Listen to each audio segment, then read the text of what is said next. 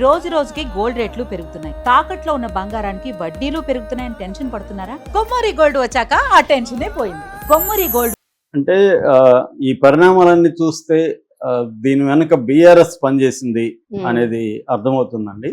ఎందుకంటే ఇది ఆంధ్ర వర్సెస్ తెలంగాణగా మారిపోయింది ఫైనల్గా. మొత్తం నెరేటివ్ యాక్చువల్గా నిజానికి తెలంగాణకి ఆంధ్రాకి దీనికి సంబంధం లేదు, ఆ పాలిటిక్స్ సంబంధం లేదు. ఇది ఒక నాగేశ్వర్కి అక్కడున్న కూటమికి లేకపోతే అక్కడున్న పొలిటికల్ పార్టీలకి సంబంధం. నాగేశ్వర్ ఏమి తెలంగాణ తరపున ఒకరితో బుచ్చుకొని చెప్పలేదు. ఆ ఇష్యూకి తెలంగాణకు కూడా ఏ రకమైన సంబంధం కూడా లేదు. ఆయన మాట్లాడింది ఏంటి, పవన్ కళ్యాణ్ తర్వాత నాదెండ్ల మనోహర్ అమిత్ షాని కలిసి జగన్ని అరెస్ట్ చేయమని మన ఆంధ్రప్రదేశ్కి ఏం చేయకపోయిన పర్ల జగన్ మాత్రం లోపలేండి అని అడిగారని, దానికి ఆయన వీళ్ళకి క్లాస్ పీకాడని, Jagan long term friend, Chandrababu instant friend. So long term friend అని కాపాడుకోవాలి కానీ అతన్ని మనం ఇబ్బంది పెట్టకూడదు, మీకు కూడా అవసరం లేదు, మీరు కూడా జగన్ జోలికి వెళ్ళకండి అని నాగేశ్వర్కి ఎవరో జనసేన వాళ్ళే కోర్ కమిటీ వాళ్ళే చెప్పారని అది చెప్పింది. దీనికి తెలంగాణ రాజకీయాలకి ఏం సంబంధం లేదు. కానీ అక్కడ ఏమైంది, వాళ్ళు దాన్ని ఫస్ట్ దీన్ని వైరల్ చేసింది ఎవరు, వైసీపీ. నిజానికి వైసీపీకి కూడా డ్యామేజే కదా ఇది. జగన్ బీజేపీతో కలిసిపోయాడు. యాక్చువల్ గా చంద్రబాబు కంటే జగనే క్లోజ్ ఫ్రెండ్ అన్నప్పుడు అక్కడ ఉన్న మైనారిటీస్ జగన్ ఎలా నమ్ముతారు? యాక్చువల్గా జగన్ బలం మైనారిటీస్ లో ఉంటది. మరి రేపు మైనారిటీస్ క్రిస్టియన్స్ ముస్లిమ్స్ జగన్ ఎందుకు నమ్ముతారు? చంద్రబాబు కంటే జగనే ఎక్కువ క్లోజ్ ఫండ్ అన్నప్పుడు అది జగన్కి డ్యామేజ్. దానివల్ల జగన్కి వచ్చే ఉపయోగం కూడా లేదు. కానీ వైసీపీ వాళ్ళు దాన్ని ప్రమోట్ చేశారు, సాక్షితో సహా దాన్ని విపరీతంగా తీసుకెళ్లారు. అప్పటి వరకు పెద్దగా తెలుగుదేశం ఎంటర్ కాల టాపిక్లోకి. ఎప్పుడైతే వైసీపీ విపరీతంగా తీసుకొని వెళ్ళారో పాత కామెంట్లు కూడా, కన్నా లక్ష్మీనారాయణ కూడా గతంలో చంద్రబాబు ఎప్పుడు ఢిల్లీ వెళ్ళినా జగన్ అరెస్ట్ గురించే మాట్లాడతాడు, రాష్ట్ర ప్రయోజనాల నుంచి మాట్లాడడం అనేది ఆయన ఎప్పుడు మాట్లాడింది ఒకటి తీశారు. అలాగే పవన్ కళ్యాణ్ గతంలో ఒక వీడియో ఉంది, అదేంటంటే నీ ఆట కట్టిస్తా జగన్, కేంద్రానికి చెప్పి నీ ఆట కట్టిస్తా జగన్ అని బెదిరిస్తున్న ఒక వీడియో ఉంది. ఇవన్నీ వీళ్ళు వైరల్ చేశారు.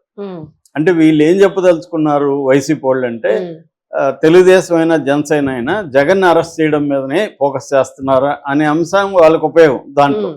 కానీ అది ఎలా వెళ్ళింది, జగనే బీజేపీ క్లోజు చంద్రబాబు కంటే అనేది వెళ్ళింది. జగన్ బీజేపీకి క్లోజ్గా ఉండడం వల్ల జగన్కి ఏమిటి ఉపయోగం అంటే ఒకే ఒక ఉపయోగం, కేసుల నుంచి విముక్తి. విముక్తి అంటే కంప్లీట్ విముక్తి కాదు, జైలుకు పోకుండా అలా ఆగడం అనేది తప్ప జగన్కి ఏమైనా ఉపయోగమా?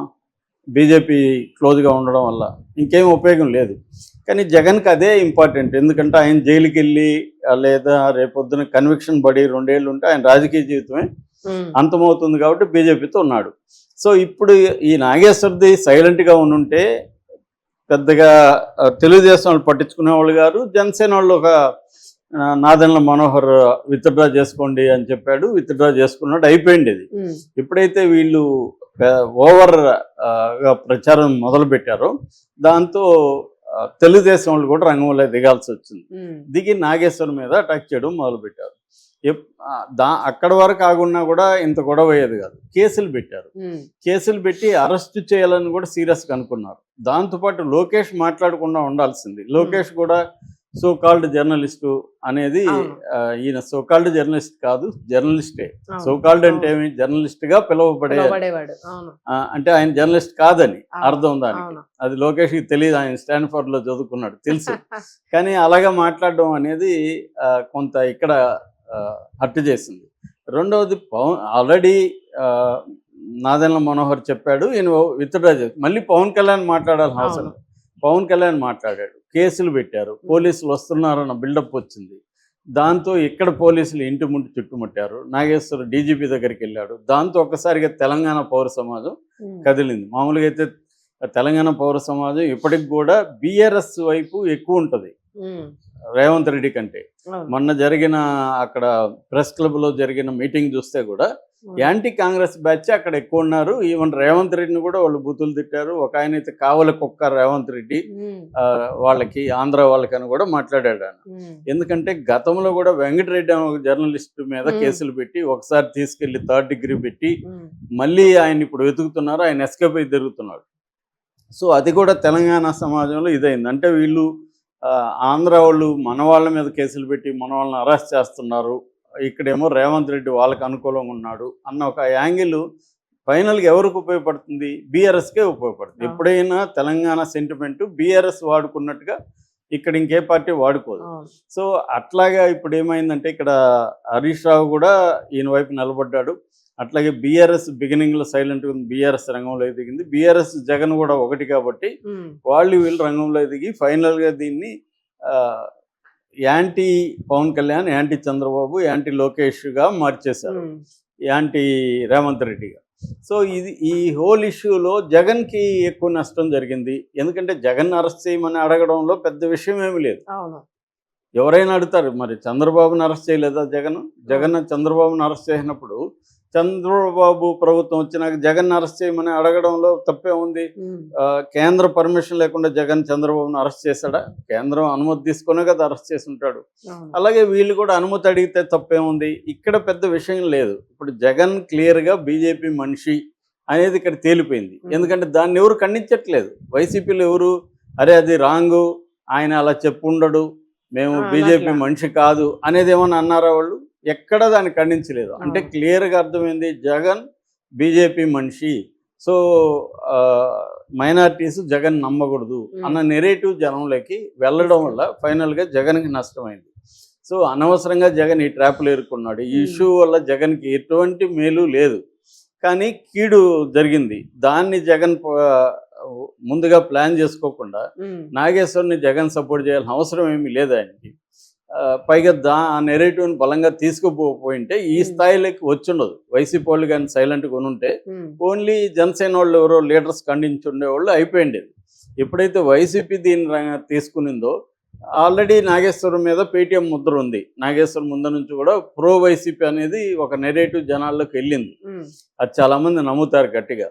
నాగేశ్వరు దాన్ని అనేక సార్లు ఖండించాడు. నాగేశ్వరు జగన్ కూడా అనేక సార్లు విమర్శించినప్పటికీ ఇవాళ ఉన్న రాజకీయ వాతావరణంలో ఇండిపెండెంట్ జర్నలిజం అనేది ఒప్పుకోరు ఎవరు. ఇండిపెండెంట్గా నువ్వు ఉంటే నువ్వు మాకు ఎనిమీనే అనేది డిక్లేర్ చేసేస్తావు. ఎందుకంటే నువ్వు అవుట్ రైట్గా మమ్మల్ని సపోర్ట్ చేయాలి. నువ్వు సపోర్ట్ చేయకుండా నేను బ్యాలెన్స్గా మాట్లాడతానంటే యు ఆర్ మై ఎనిమీ అన్న పద్ధతిలోకి వెళ్ళిపోయారు. సో ఈ వాతావరణంలో నాగేశ్వర్ని ఆల్రెడీ పేటీఎం అంటున్నారు. ఈ ఇష్యూని వైసీపీ ప్రముఖంగా చేయడంతో ఇంకా క్లియర్గా నాగేశ్వర్ పేటీఎం అని అయిపోయింది. దీన్ని తెలుగుదేశం అఫీషియల్ పేజీలో కూడా ఈయనకి కండువా వేసి వైసీపీని చేసేసారు. సో అంటే ఆయనకి ఇష్టం ఉన్నా లేకపోయినా ఆయన వేసేసారు కాబట్టి ఇప్పుడు ఆయన బీఆర్ఎస్లోకి వచ్చే అవకాశం కనబడుతుంది ఇక్కడ. ఎందుకంటే నిన్న ర్యాలీ అయిన వాళ్ళంతా ఆయన బీఆర్ఎస్ వాళ్ళే ఎక్కువ ఉన్నారు. రెండోది ఆయన కూడా తెలంగాణ మామూలుగా అయితే ఆయన తెలంగాణ ఆంధ్ర అంటే తెలంగాణకి ఆంధ్రులు ద్రోహం చేస్తున్నారు ఇంకోటి పెద్దగా మాట్లాడు. కానీ ఈయన ఇప్పుడు ఈ యాంగిల్ కూడా తీసుకున్నాడు. ఈ యాంగిల్ తీసుకోవడానికి కారణం ఏంటి? అక్కడ కూటమికి సంబంధించిన కార్యకర్తలు నీ తెలంగాణ వాడికి తెలంగాణ మేధావులకి ఆంధ్రాలో ఏం పని? అది గత కొంతకాలంగా అక్కడ తెలుగుదేశం కూటమిని సపోర్ట్ చేస్తున్న వామపక్ష మేధావులు కూడా మాట్లాడుతున్నారు. అంటే ఇంకొక ఆయన ఎవరు శ్రీధర్ అని ఉన్నాడు కదా, నల్సార్ యూనివర్సిటీ ప్రొఫెసర్, ఆయన కానీ ఈయన కానీ ఇలాగా కొంతమంది అమరావతి గురించో ఇంకోటి మాట్లాడుతున్నప్పుడు మీకేం పని అనే ఒక ఇది వాళ్ళు ప్రశ్నిస్తున్నారు. దానికి ఈయన నిజానికి చాలా బ్యాలెన్స్డ్ మాట్లాడాడు ఆ విషయంలో కూడా. ఎవరు నాగేశ్వర్ అంటే నేను అడగను కానీ ప్రశ్నలు అయితే వస్తాయి కదా, మీకేం పని? తెలంగాణలో మీరు ముగ్గురు ఉన్నారు, ఇక్కడ మీకేం పని? మీరు ఉండేది అక్కడ ఒక ముఖ్యమంత్రి, మంత్రి, ఉప ముఖ్యమంత్రి, మీరు అక్కడ కదా ఉండాలా, మీకెందుకు